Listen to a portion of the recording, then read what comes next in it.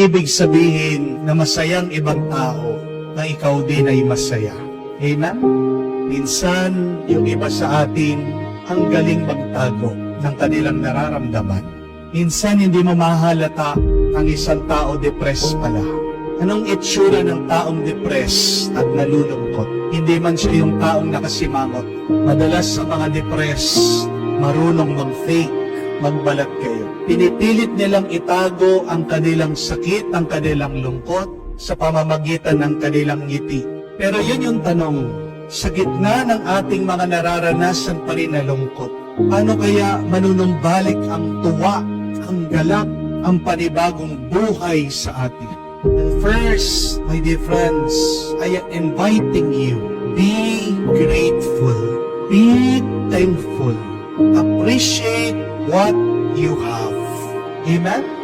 And the greatest prayer is being able to praise God despite your pain. The most powerful and most beautiful prayer is being able to thank God even if you have a problem. So say to your problem, Hallelujah! Ano man ang iyong pagsubok, sabihin mo, yan ang panalangin mo, Hallelujah! Sakit ba ng ulo mo, ang asawa mo, sabihin mo, Hallelujah! Parating na ang naniningil sa iyo, ano sasabihin mo, Hallelujah! Matigas ang ulo ng anak mo, Hallelujah! Masakit ang katawan mo, ang dami ng kumikirot, sabihan mo yan, Hallelujah! Praise God despite your hurt, your pain, your problem. Be grateful in the darkness.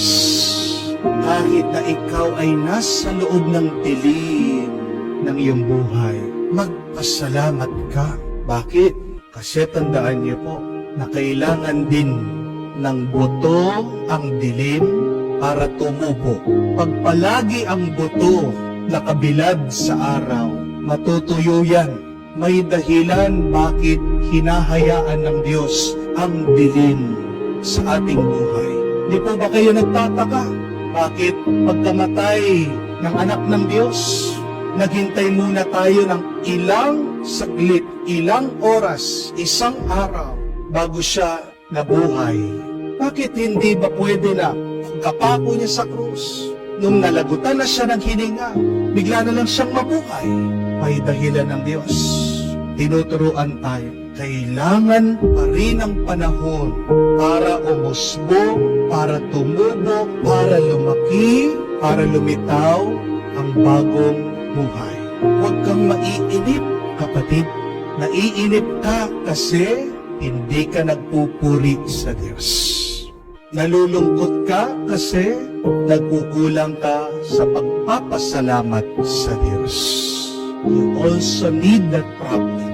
You also need that darkness in order for you to grow and to have new life. Yan yung una, ang mabuting balita para manumbalik ang tuwa sa ating puso. Praise God. Thank the Lord. Amen? But secondly, say to your problem, proclaim this, sandali lang ang problema. Lilipas din yan. That is the good news. In a few moments of time, in a few days, a lot has happened. Opo, sa mabilis sa panahon, minsan nabibigla ka, may nangyayari, may pagbabago. Kasama mo pa lang siya, nakipag-birthday kayo, kinabukasan nabalitaan mo, wala na ang kaibigan mo. Umaaraw pa lang, ilang saglit bigla, uulan, babagsak ang ulan. Napaka-sweet pa lang ng misis mo sa'yo, pero ilang saglit, nag-iiba yung mood. Bigla na lang hindi kumikibo, bigla na lang nagtatampo, di mo maintindihan.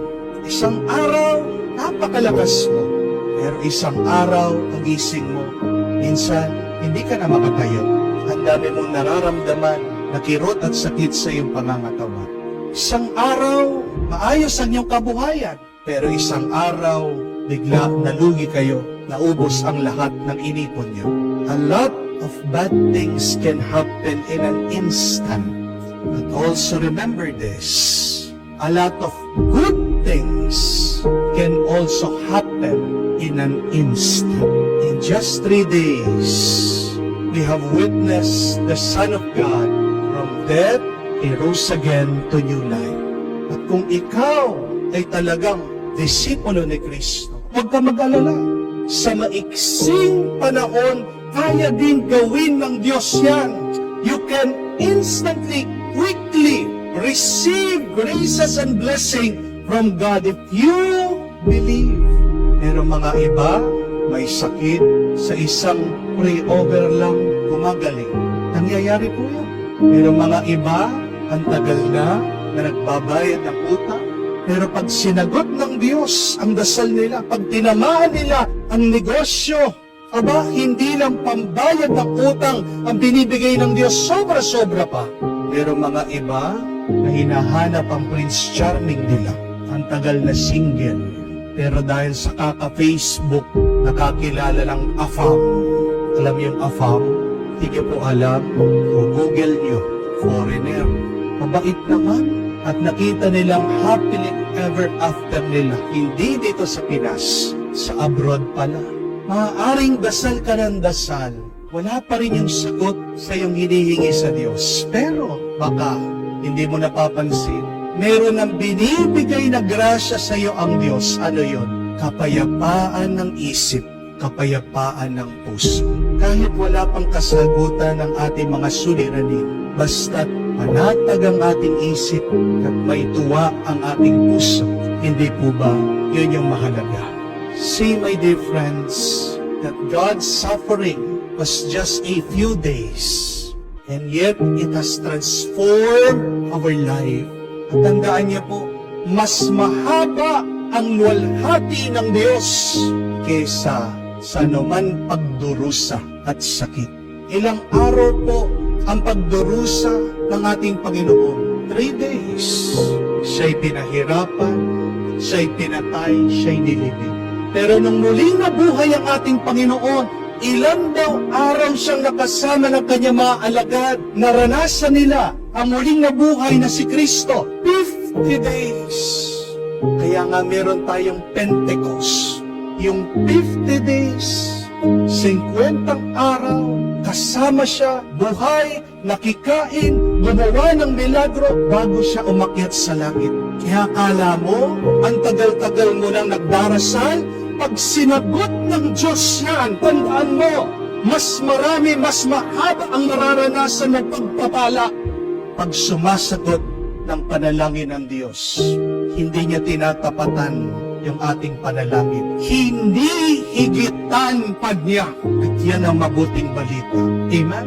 Isa po sa mga mahirap na itanim na halaman ay ang kalamansi. Dahil pag tinanim mo, pag tumabo, umusbong, hindi naman agad mamumunga yan. Taon ang bibilangin mo bago ka makapag-harvest ng bunga. Ilang pong taon? 5 taon. Tagal po, no?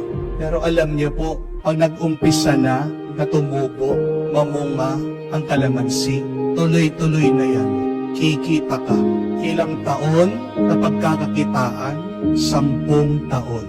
What is 5 years to 10 years? It is double of the amount of time that you have been waiting. And that is the good news. You may be waiting for so long. You have been suffering for so long. But remember that when God will bless you, it will be double your suffering. It will be double your hurt. When God will give you His grace, it will be double your problem. Bakit nalulungkot ka? Bakit nag-aalala ka? Baka nananatili ka pa rin nakabaon sa libingan ng kasalanan, ng problema, ng pag-aalala. Wala ang Diyos sa libingan. Ibig sabihin, wala ang Diyos sa mga patay. Muli na siyang nabuhay. Kaya ikaw, gustong maging masaya, samahan mo si Kristo. Mabuhay ka. Binibigyan ka ng panibagong buhay ng Diyos. Tatanggapin mo ba? Ito ay ang mabuting balita. Sabihin natin sa ating mga problema, sandali ka lang. Sandali ibig sabihin, madali ka lang. Easy ka lang. Sa tulong ng Diyos, chicken ka lang. Hindi man pagpapawisan ng Diyos sa iyo.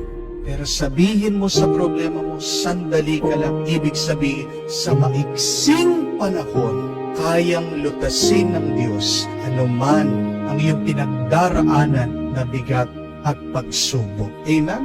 Rise, my dear friends. What does rise mean? R-I-S-E.